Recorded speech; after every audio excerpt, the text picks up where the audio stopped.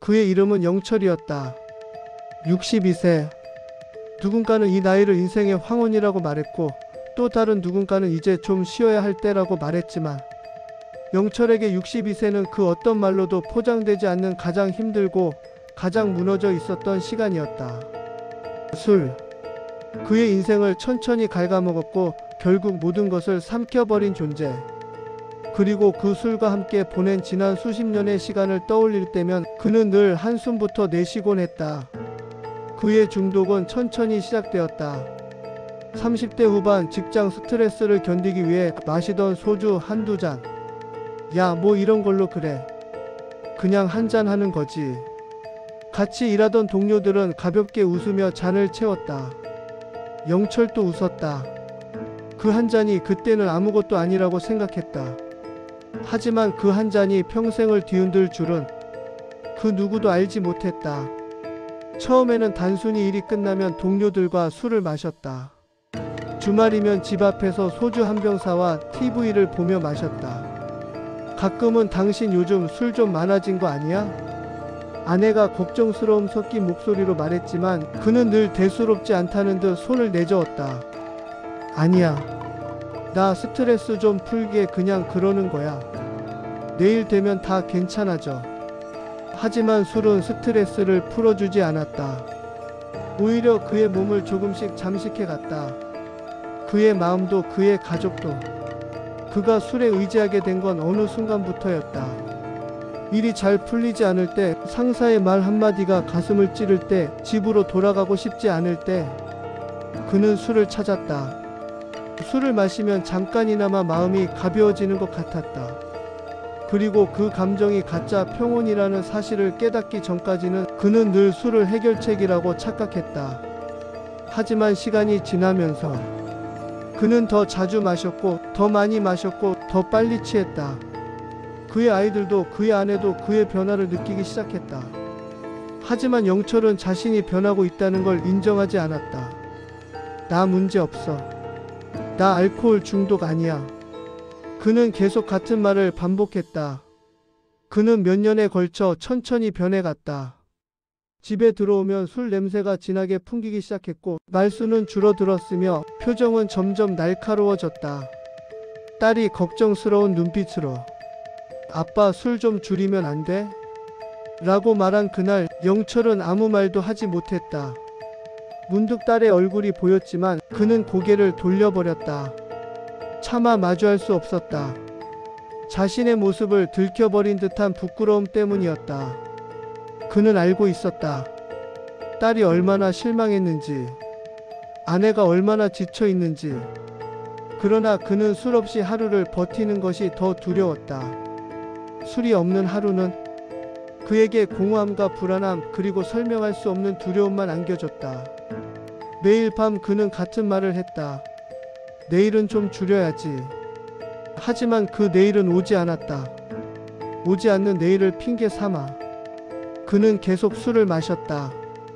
그리고 그는 50대 후반이 되었고 이제 술은 그의 삶에서 선택이 아닌 필요가 되어 있었다. 술이 없으면 손이 떨렸고 잠을 잘 수 없었으며 몸이 이상하리만큼 무기력해졌다. 마치 몸이 술을 요구하고 있는 것 같았다.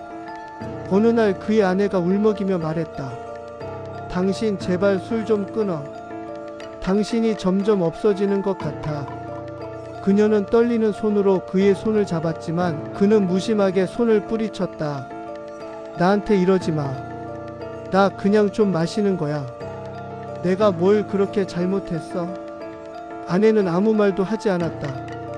대답을 하지 않는 침묵이 오히려 더 아프게 남았다. 그 침묵은 포기였다. 그리고 그날 밤 친구에게서 전화가 왔다. 야, 영철아, 한잔하자. 오늘 좀 힘든데 너랑 술 한잔 하고 싶다. 그 말 한마디에 그는 고민도 하지 않고 나갔다. 이런 술자리는 그의 마음속 무언가를 달래주는 유일한 피난처였기 때문이다. 그날 밤 그는 취해 집에 돌아왔고 문 앞에서 그만 엎어질 듯 쓰러지며 신발을 벗었다. 문이 열리고 아내가 그를 바라봤다. 당신. 아내는 더 이상 울지도 않았다. 말도 하지 않았다. 그저 조용히, 아주 조용히 그를 바라보고 있었다. 그날 새벽 영철은 어렴풋이 깬 후 부엌으로 물을 마시러 갔다. 그런데 식탁 위에 아내의 손 편지가 놓여 있었다. 당신 사랑해. 하지만 지금의 당신은 더 이상 내가 알던 사람이 아니야. 나는 잠시 집을 떠날게. 당신이 제발 다시 돌아오길 바라며. 그는 그 편지를 들고 서서히 주저앉았다. 아무도 없는 새벽 주방의 작은 형광등 아래에서 그는 처음으로 눈물을 흘렸다. 그렇게 30년 동안 마시기만 했던 남자가 처음으로 울었다. 내가 어디까지 온 거지? 그는 누군가를 원망할 수도 없었다. 문제는 단 하나, 자신이었다. 그는 알고 있었다. 아내가 떠난 이유도, 딸이 멀어진 이유도 자신이 제일 먼저 무너졌기 때문이라는 것을. 그의 손에 쥐고 있던 편지는 그의 과거와 현재 그리고 미래를 모두 보여주는 거울 같았다. 그 순간 그는 깨달았다. 여기서 멈추지 않으면 정말로 모든 걸 잃을 거라는 걸. 그날 이후 영철은 집안에 홀로 남겨졌다. 어딘가 텅 비어버린 듯한 그 적막함은 그의 가슴을 천천히 조여왔다. 부엌 의자에 앉아 아내의 편지를 바라보며 그는 한동안 움직이지 못했다. 손끝은 떨렸고 심장은 요동쳤다. 이제 나는 정말 혼자가 됐구나. 그는 그 사실을 인정하는데 오래 걸리지 않았다. 그가 지난 세월 동안 의지했던 술병들은 아무 말도 하지 않았다. 마치 그를 조롱하듯 식탁 위 원형빛 아래에서 고요히 누워 있었다. 영철은 천천히 술병을 바라보았다. 그것은 그에게 위로였고 휴식이었고 도피처였다. 하지만 동시에 그를 망가뜨린 주범이기도 했다. 그는 중얼거렸다. 너 때문에. 아니, 내가 너를 너무 좋아한 거지. 그는 술병을 집어들었다. 그리고 망설임 없이 개수대에 걸쳐 놓았다. 손이 떨렸다. 하지만 그는 결심했다. 이걸 비우지 않으면 나는 다시 돌아갈 수 없어. 뚜껑을 돌리는 순간 알코올 냄새가 아주 약하게 올라왔다.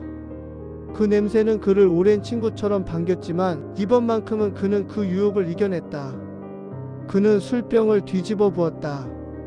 투명한 액체는 개수대에 닿으며 비참한 소리를 냈다. 마치 지난 세월의 후회와 함께 쏟아져 내리는 것 같았다. 그는 술을 버리는 동안 울었다. 흐느끼는 소리는 공허한 집안을 가득 채웠다. 누구도 듣지 못하는 울음이었지만 그에게는 30년을 뒤늦게 쏟아내는 통곡과도 같았다. 술이 완전히 비워진 후 그는 빈 병을 천천히 내려놓았다. 그가 처음으로 술보다 소중한 것을 선택한 순간이었다. 그러나 금단은 잔인했다. 그는 그날 밤 거의 잠들지 못했다. 몸이 떨렸고 손끝은 얼어붙은 것처럼 오그라들었다. 마음은 더 심하게 불안해졌다. 눈을 감을 때마다 아내의 편지가 떠올랐고 딸의 실망한 얼굴이 떠올랐다. 그리고 무엇보다 자신의 모습이 떠올랐다. 어쩌다 이렇게 됐을까? 어떻게 여기까지 오게 됐을까? 그는 스스로에게 질문을 던졌지만 답을 찾을 수 없었다. 새벽 3시 온몸을 뒤흔드는 떨림과 함께 그는 거실 소파에 걸터 앉아 있었다. 그의 시선은 TV에도 닿지 못했다. 불 꺼진 방 안은 마치 그의 마음처럼 싸늘했다. 그는 이 상황을 견딜 수 없었다. 그래서 결국 아내에게 전화를 걸었다. 하지만 전화는 연결되지 않았다. 그녀는 그를 떠난 것이 아니라 그가 스스로 일어설 시간을 준 것이었다. 그리고 바로 그 순간 그는 무너지는 줄 알았다. 누군가에게 기대고 싶었지만 기댈 사람이 아무도 없었다. 하지만 그때 자신도 모르게 그는 아주 오래전 기억을 떠올렸다. 딸이 아직 초등학생이었을 때 그는 매일 저녁 늦게까지 일했고 집에 돌아오면 술 한 잔을 하곤 했다. 어느 날 딸이 작은 목소리로 말했다. 아빠 오늘도 술 마셨어? 그는 습관처럼 작게 웃으며 대답했다. 응, 오늘 좀 힘들어서. 그러자 딸이 조심스럽게 손을 내밀며 말했다. 아빠 내가 도와줄까? 그 말은 그저 어린아이의 마음에서 나온 말이었지만 그에게는 그 어떤 응원보다 따뜻했다. 그때의 딸의 눈을 그는 잊지 못했다. 그 눈동자는 늘 그를 걱정하는 마음이 담겨 있었다. 그는 중얼거렸다. 나는 왜 그 눈을 외면했을까? 눈물이 천천히 흘러내렸다. 아내가 떠난 그날 밤 그는 술 없이 첫 번째 밤을 보냈다. 그 밤은 너무나 길고 고통스럽고 외로웠다. 하지만 그것은 그가 다시 태어나는 과정의 첫 걸음이었다. 다음 날 아침 영철은 피곤한 눈으로 거울을 봤다. 거울 속에는 술로 지쳐버린 얼굴이 보였다. 붉게 충혈된 눈, 거칠어진 피부, 그리고 생기가 사라진 표정. 그는 그 얼굴을 한참 동안 바라봤다. 나는 누구지? 그 미묘한 질문은 그의 삶 전체를 흔들어 놓았다. 그날 그는 오랜만에 밖으로 나갔다. 아무 목적도 없이 그저 걸었다. 발걸음은 느렸고 몸은 무겁고 머리는 멍했다. 집 근처 공원을 지나가다 벤치에 앉아있는 노부부가 눈에 들어왔다. 그들은 서로의 손을 잡고 잔잔하게 이야기를 나누고 있었다. 그 모습은 그가 잊어버렸던 평온한 삶의 모습이었다. 그는 그 장면을 바라보며 가슴이 먹먹해졌다. 나도 저렇게 살고 싶다. 저렇게 평온하게 누군가와 함께. 그때 그는 깨달았다. 나는 단순히 술을 끊는 게 아니라 다시 살아가는 법을 배워야 하는구나. 그는 그 자리에서 핸드폰을 꺼내 알코올 상담센터를 검색했다. 하지만 전화 버튼을 누르기까지 10분 넘게 망설였다. 정말 내가 할 수 있을까? 내가 이런 사람이라고 인정하는 게 너무 부끄럽다. 여러 생각이 그를 잡아 끌었다. 그러다 문득 다시 아내의 편지가 떠올랐다. 당신이 제발 돌아오길 바라며. 그 문장 한 줄이 그의 손끝을 움직였다. 내 상담 받고 싶습니다. 그는 그렇게 첫 통화를 마쳤다. 상담센터의 첫 방문은 그에게 큰 용기가 필요했다. 낯선 사람들, 낯선 공간, 그리고 무엇보다 나는 중독자입니다 라고 인정하는 것이 그에게는 참기 어려운 일이었다. 하지만 센터 직원은 따뜻했다. 그의 이야기를 차분히 들었고 그의 떨리는 손을 바라보며 천천히 말했다. 여기까지 오신 것 자체가 이미 첫 번째 성공입니다. 그 말에 영철은 예상치 못한 위로를 느꼈다. 누군가가 그의 고통을 이해해 준다는 사실만으로도 그에게는 큰 힘이 되었다. 그날 상담은 길게 이어졌다. 그는 술에 의지하게 된 이유, 가족에게 한 행동들, 후회, 그리고 아내가 떠난 이야기까지 모든 것을 털어놓았다. 상담사는 그의 이야기가 끝난 후 조용히 말했다. 우리는 이제 다시 시작하시면 됩니다. 다시 시작한다. 그 말이 그의 가슴 깊은 곳을 건드렸다. 마치 오랫동안 잊고 있었던 인생의 리셋 버튼을 누군가가 대신 눌러준 것 같았다. 그는 집으로 돌아오며 작게 중얼거렸다. 그래, 나는 다시 시작할 수 있다.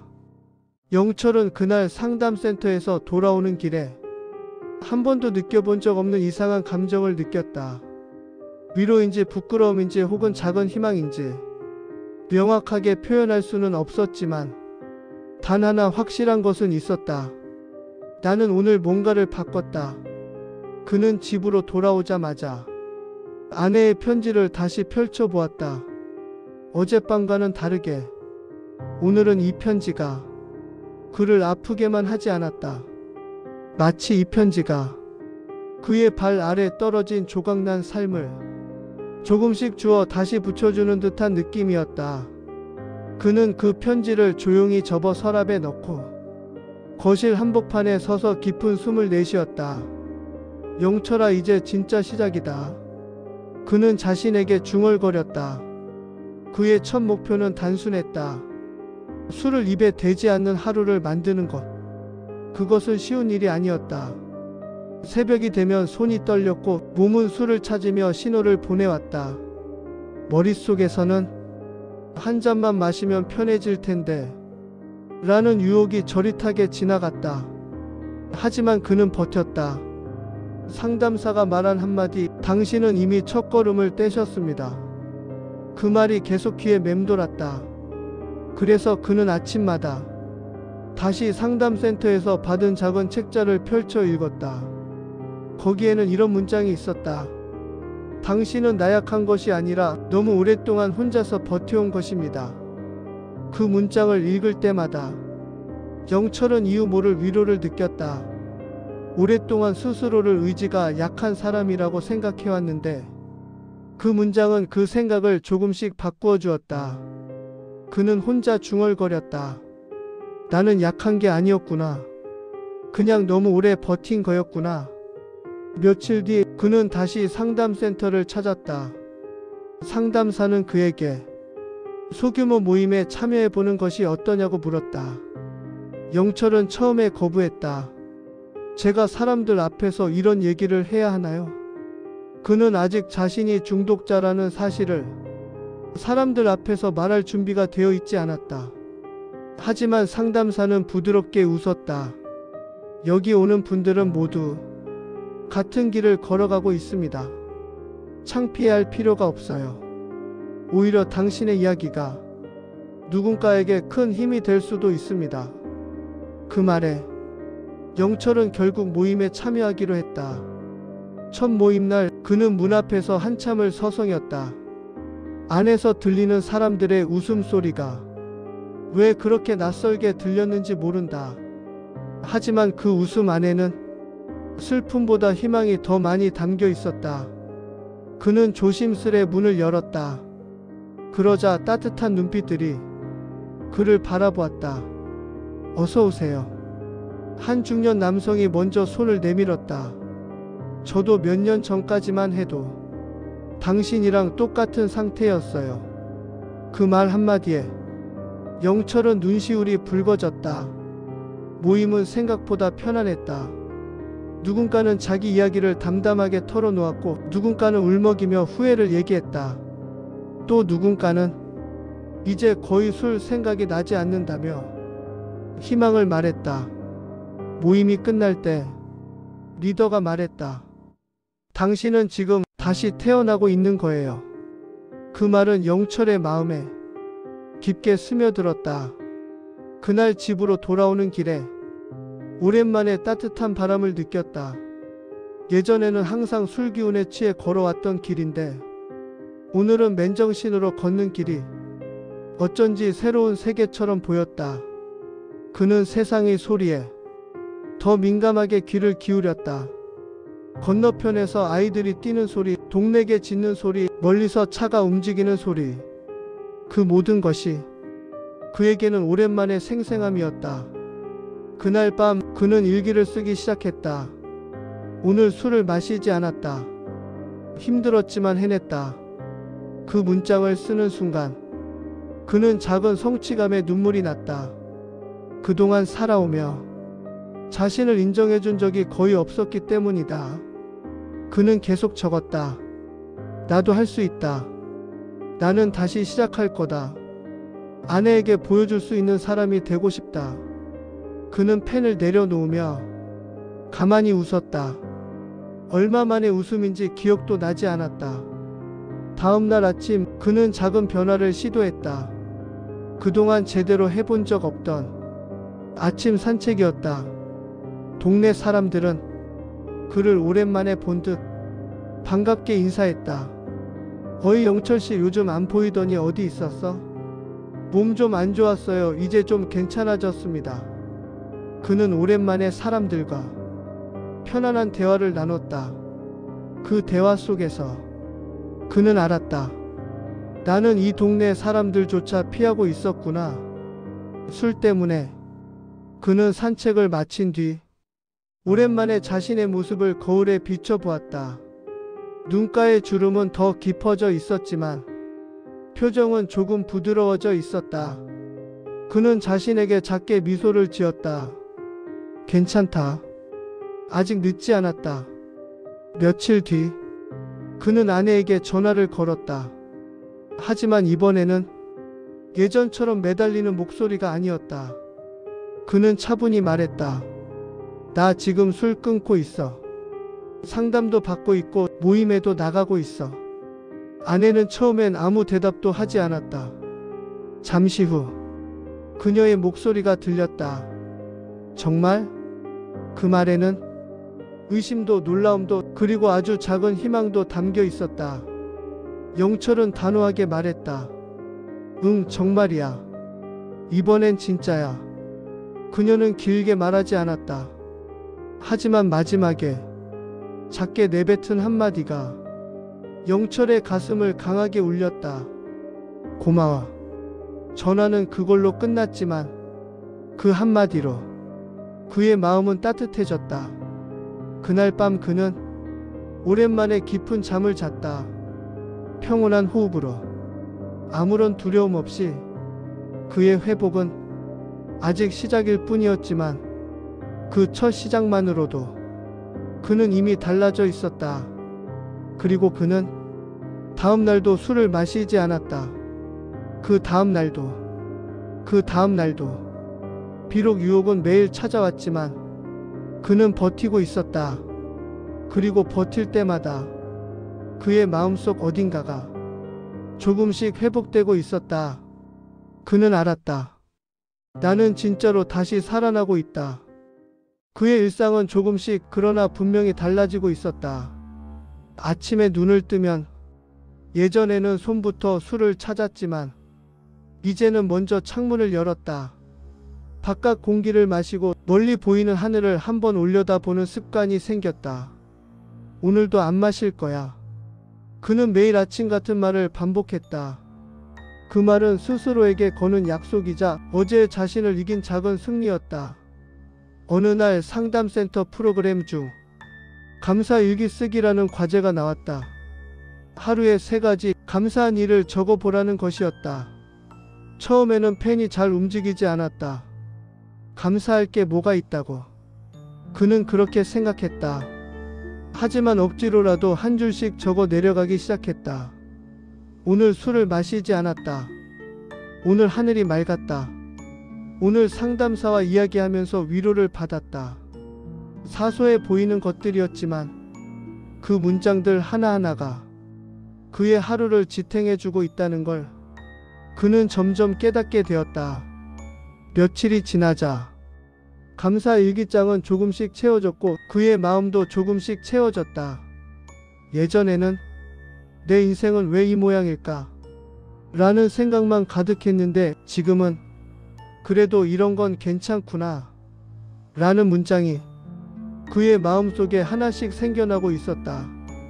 어느 주말 그는 큰 결심을 하나 했다. 딸에게 직접 만나 이야기해 보기로 한 것이다. 오랫동안 연락만 드문드문 했을 뿐 마주 앉아 제대로 얘기를 나눈 건 기억도 나지 않을 만큼 오래 전이었다. 그는 딸에게 전화를 걸었다. 시간 되면 아빠 좀 볼 수 있을까? 전화를 받는 딸의 목소리 뒤로 잠시 정적이 흘렀다. 무슨 일 있어요? 딸은 조심스럽게 물었다. 아니 그냥 아빠가 많이 달라졌다는 걸 너한테 보여주고 싶어서. 그 말에 또 한 번 짧은 침묵이 흘렀다. 그리고 딸이 대답했다. 알겠어요. 주말에 시간 내볼게요. 그 약속 하나만으로도 영철의 가슴은 두근거렸다. 두려움과 기대가 동시에 밀려왔다. 약속한 날 그는 평소보다 일찍 일어나 거울 앞에 섰다. 셔츠를 다리미로 곧게 펴고 머리도 단정히 빗었다. 이제는 취한 얼굴이 아니라 사람다운 얼굴로 딸을 만나야지. 그는 일부러 술집이 하나도 없는 조용한 카페를 골랐다. 먼저 도착해 창가 자리에 앉았다. 시간이 느리게 흘러가는 것 같았다. 손은 약간 떨렸고 심장은 쿵쾅쿵쾅 소리를 냈다. 문이 열리고 딸이 들어왔다. 예전보다 훨씬 어른스러워진 얼굴, 조금은 단단해진 눈빛, 하지만 여전히 그가 기억하던 그 아이의 모습이 남아 있었다. 왔구나. 그는 어색하게 웃었다. 딸은 그를 잠시 바라보더니 조심스럽게 말했다. 아빠 얼굴이 많이 좋아졌어요. 그 말에 영철은 가슴이 뭉클해졌다. 그래? 아빠 많이 변했지? 그는 서툰 미소를 지으며 자신의 이야기를 시작했다. 술을 버리던 그날 밤 혼자 울며 보낸 새벽, 상담센터에 전화를 걸던 순간, 모임에서 만난 사람들, 그리고 매일 술을 참아내는 이 작은 싸움에 대해서 딸은 그의 이야기를 조용히 그리고 진지하게 들었다. 도중에 몇 번 눈시울이 빨개지기도 했다. 이야기가 끝났을 때 딸은 한숨을 길게 내쉬었다. 아빠, 사실 전 아빠가 술을 진짜로 끊을 거라고 기대 안 했어요. 그 말은 아팠지만 정직한 고백이었다. 근데 오늘 보니까 아빠 진짜로 해보려고 하는 것 같아요. 딸의 눈에서 눈물이 맺혔다. 고마워요. 늦었지만 그래도 이렇게 해줘서. 그 순간 영철은 무너졌다. 미안하다. 정말 미안하다. 그는 사람들 있는 카페 한가운데서 눈물을 흘렸다. 그의 손등 위로 딸의 손이 살짝 포개졌다. 이제부터 잘하면 돼요. 지금부터라도. 그 말은 그에게 또 한 번 다시 시작할 수 있는 허락을 주는 것 같았다. 그날 이후 그는 더 이상 자신만을 위해서가 아니라 딸을 위해서도 술을 끊어야 한다는 걸 느꼈다. 그리고 무엇보다 자신이 사랑하는 사람들과 다시 함께 웃으며 살기 위해서. 어느 날 상담사가 그에게 물었다. 혹시 술 말고 새로 시작해 보고 싶은 게 있으세요? 그는 잠시 생각했다. 술을 끊는 것만으로도 지금은 벅찼지만 문득 떠오르는 장면이 하나 있었다. 예전에 딸이 어릴 때 그는 가끔 요리를 해주곤 했다. 라면에 계란을 풀어놓고 햄을 조금 썰어 올려주면 딸은 눈을 동그랗게 뜨며 말했다. 아빠 라면이 세상에서 제일 맛있어.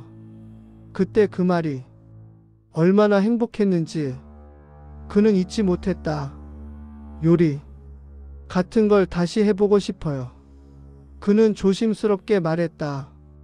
상담사는 환하게 웃었다. 너무 좋네요.